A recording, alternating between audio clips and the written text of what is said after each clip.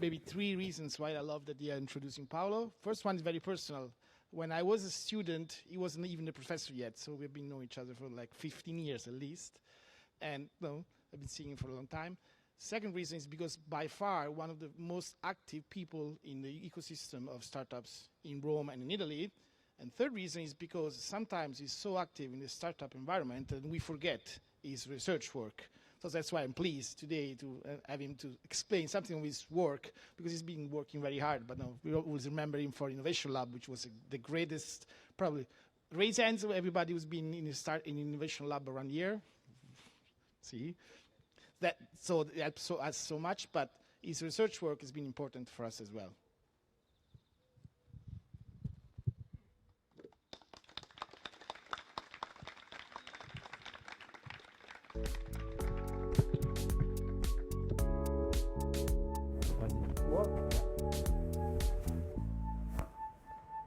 Okay, thanks Marco and Gianluca. A few minutes ago I was talking with Marco about his new investment in enterprises for autonomous vehicle.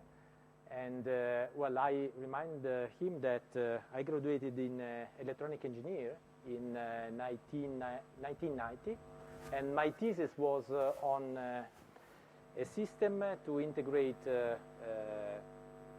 knowledge from maps with the vision system of an autonomous vehicle. In 1990, I think it was considered a crazy idea, but now they are investing on that. So maybe that in 20 years you will invest in this new crazy idea that on which I'm working. Okay. Well, let me introduce the motivation of this research. I will present you one of my research projects with a simple question. Who is the director of Apocalypse Now? I think that for people with around my age, it could be an easy answer. For younger people, there are many younger people there. It might not be so easy, but they have an easy solution. They go on Google and they have the answer. Okay? If you try to query Google with this question, you have a very precise answer. This is quite simple.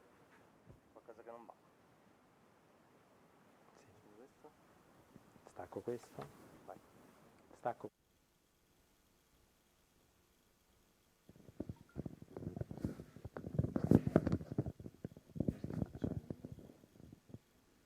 È acceso perché fai rumore. Okay. Let's try with a trickier question. Who is the wife of the director of Apocalypse Now? If you don't know, well, now we know that Google probably knows it. If we query Google, we have the correct answer. Eleanor Coppola is the wife of the director of Apocalypse Now. But Google is also more involved. You can ask also more complex questions, such as who was the president when the director of Apocalypse Now born? Okay, he was Franklin Delano Roosevelt. Google is very, very, very precise. Why and how Google can be so aware of so many facts about many different activities? Well, because Google elaborates a lot, billions of documents, pages on the web, but also books, and they extract knowledge from the texts that are exposed there to build what they call a knowledge graph, a representation of of reality made of entities and connections between entities. Working with this representation, Google is increasing his internal knowledge, and it is able to give us a lot of answers to many different facts. I'm working on this subject. One of our research projects was focused on the extraction of knowledge from Wikipedia, we extracted more than 3 million facts, that is relationship between entities, from Wikipedia pages. It is an interesting and nice project. The results are useful, they are interesting. We worked on Wikipedia pages. Well, we live in one of the cities that has one of the largest historical archive in the world. In Rome, there is the Vatican Secret Archive. It is the largest historical archive in the world. And an interesting challenge for me was to try to apply the same techniques that worked for Wikipedia for these archives. So the goal was to extract from the documents that are stored in the archive a sort of knowledge graph with knowledge about all the historical characters and events that are described in those documents, to provide a new and data-driven study of history. There is a problem. The problem is that from the 86 kilometers of documents that are stored in the Vatican Secret Archive, I think that just a few centimeters are available on the web. So the problem is that most of the documents are manuscript, and most of them, at most, we have pictures. We don't have the text, and so we cannot process them as we process the Wikipedia pages. So the plan was to work on these documents to extract knowledge, but we had to change the plan. First, we have to transcribe the text that is in the pictures, when we have them, into text. So we gave rise to a project. The name of the project is In Codice Ratio, for the automatic transcription of medieval manuscript, in particular from manuscript from the Vatican Secret Archive. So the goal is to take as input an image of a manuscript and to produce as output a text. The text can be then elaborated, we can extract facts, we can index them and make searches, and a lot of nice things that we are doing on the traditional digital text. Well, there are some easy steps that can be done to perform this task. First, we can elaborate the images to segment images in rows. That's pretty easy. Then we can take every row and segment the row in words. Also, this task is not so difficult. Well, then the traditional approach to address the issue of translating the images into text is to apply artificial intelligence techniques, for instance, neural networks, to train neural networks with a transcription of the whole word, and then to apply the trained network for performing the transcription. This is, let's say, apparently simple. It works, but it has several problems. In general, it does not scale. Why it cannot scale? Because to train the neural network, we need a massive training set, and in this case, the training set must be composed by whole words. So we need a lot of occurrences of the same word to train efficiently the network. Also, there is another problem. Word transcription is not an easy task. It is a complex task, and to transcript the whole word, we need experts. We need paleographer. How many paleographers do you know? How many? One, okay. I can introduce you another one. He's there. Marco Maiorino, he's a paleographer. I know two paleographers, Marco and Serena Mirati. Serena is working in my university, and he's helping us in this project. So expert paleographers are few, and typically they are busy. So they cannot be they cannot work to provide samples to train a system. Well, you can imagine that we could apply another step. Well, we have words. Well, it could be easy to, or we think that it could be easy to segment words in characters. Okay? So we can segment a word in characters as this, and then we could train the neural network not with the whole word, but with single characters. In this way, we train the network for every characters. Well, the number of characters is more or less 50, okay, because it's the number of characters of the Latin alphabet. And this work can be done also by not so expert people. So ideally, it is more feasible than the traditional approach. We need a smaller training set, and the transcription, we don't need the paleographer for for training the system. As usual, practice is different because segmenting a word in character is not so easy. To segment a word in character, we must recognize the character. But we wanted to segment the character to recognize the character. And we can recognize the character if we are able to recognize, to interpret the whole word. So there are three problems that are strictly dependent on each other. If we try to segment a word like this, in this word, the correct transcription is huius cemodi. This is a U, E, U. This is an S, C, E, M, O, D, I. But we have a lot of, we can recognize many more characters there. So one of the problems is how to process this. So I will show you how we have solved this problem.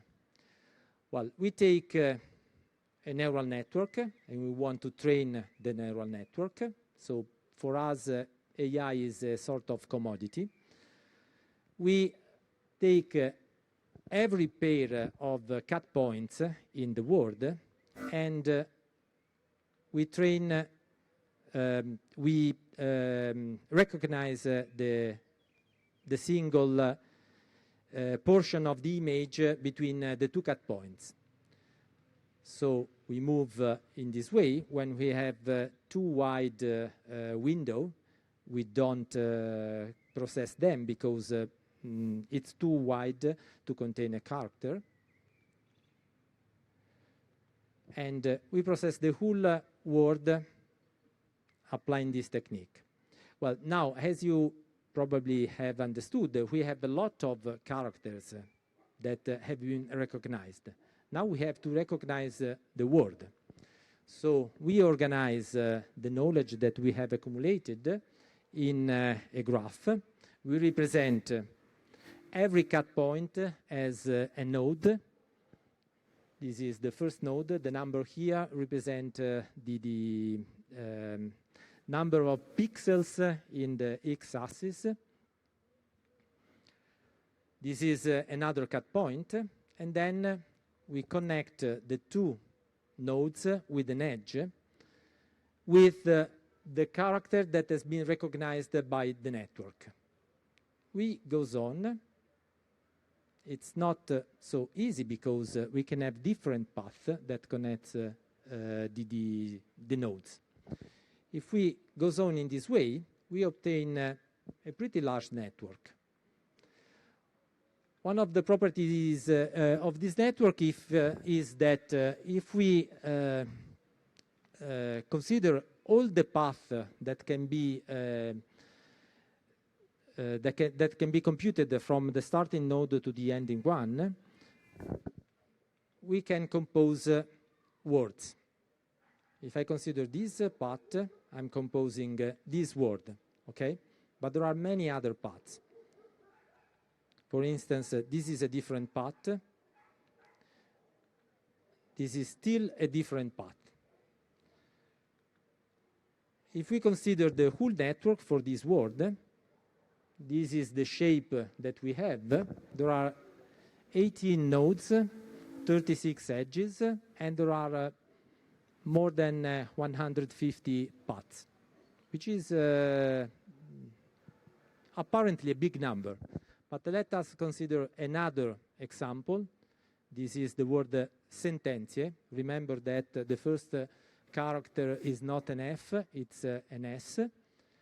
For this particular graph, we have 15,000 paths. So 15,000 paths means 15 possible words to be elaborated, 15 candidate words that can be a solution for that word. How do we select the correct one? Well, to choose the correct one, we use statistics on the typical sequences of characters that are contained in medieval Latin corpora. For instance, it is rather easy to understand that it is impossible that in Latin there are 3 consecutive I. So we use statistic and statistical machine learning to select the most probable sequence of characters that can be obtained from the network. Does it work? Yes, for many words it is working. There are still problems to address because in Latin in medieval Latin there are several abbreviations and there are also errors. So we have to deal with abbreviations and errors. Let me take again the first slide. We have all the blue characters are abbreviations from the original text. For instance, the U character with an at, you have many of them, means UM. Also, there are errors in the original manuscript. For instance, in this case, the dotted the circle in red emphasize curas, but it should be curam. It is an error of the original manuscript. So we are applying artificial intelligence for a complex and unusual task. Is it really magic? Well, artificial intelligence for us is more or less like a 2-year-old child. It needs a lot of training data. I showed you the neural network. It is able to recognize characters, but it is able to recognize characters if after you have trained it with a lot of training data, a lot of examples of the characters that it has to process. How have we collected these characters, these examples? We have involved the students. I told you that we don't need the expert with this approach. So we involved the students, high school students. This is the reason why we have a lot of young people tonight. More than 100 students from 2 schools have been involved. They labeled 25 symbols, 25 characters, and they produced more than 1 million annotations, so samples to train the system. Some lessons that we have learned in applying AI in this task. It is a nice tool. It is a commodity that now we can use. And so I understand why Marco is already applying AI tools in many business activities. But we realize also that it needs to keep the man in the loop, because as I have shown to you, the solutions are not straightforward. It's not really magic. You have to design a complex solution. And also, in many cases, training data must be generated by humans. Another lesson that I've learned is that this is an S, okay? And probably this evening you can have learned the same things. If there is a large team in the project, there are many researchers, many students from the university, and also a lot of students from the schools. And I'd like to thank all of them. I want to conclude with a message for the Latin professors who are here, because there are also Latin professors for the students who helped us. Well, also, we have seen that also medieval scribes were error-prone. Okay, so now you are going to determine the grades for your students. Be careful. Okay. Thank you.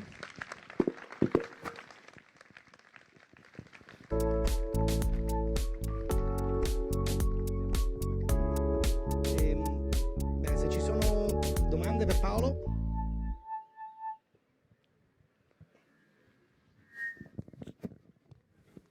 Ne prendiamo due che siamo un po' in ritardo.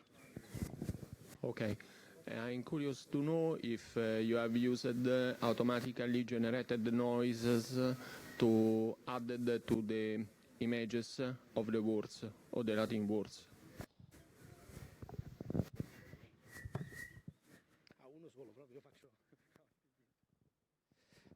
Yes, we did. We, from the training data, we also moved all the images and introduced some noise.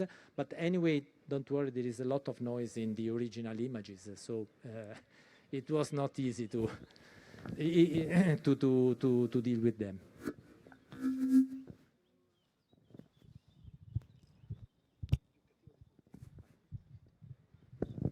So you said, thanks for the presentation, it was really interesting.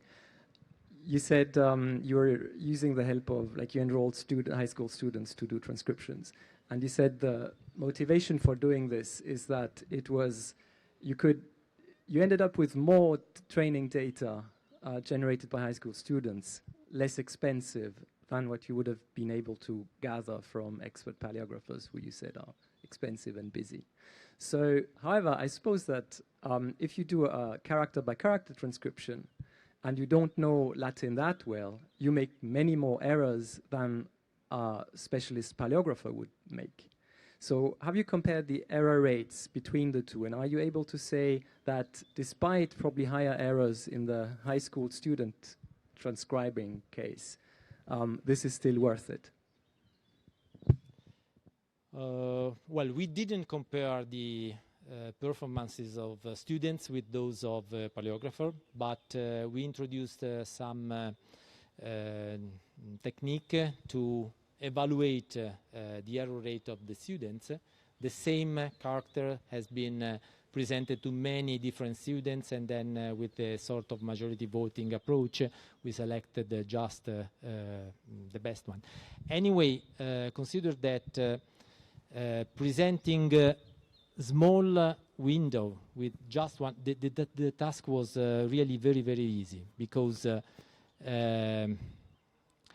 we presented simple small windows, and the students had just to say if that window contained a given character, for instance, an A. The question was, does this window contains an A? So the task was very, very simple, and the tool for collecting the examples was built with simplicity in mind.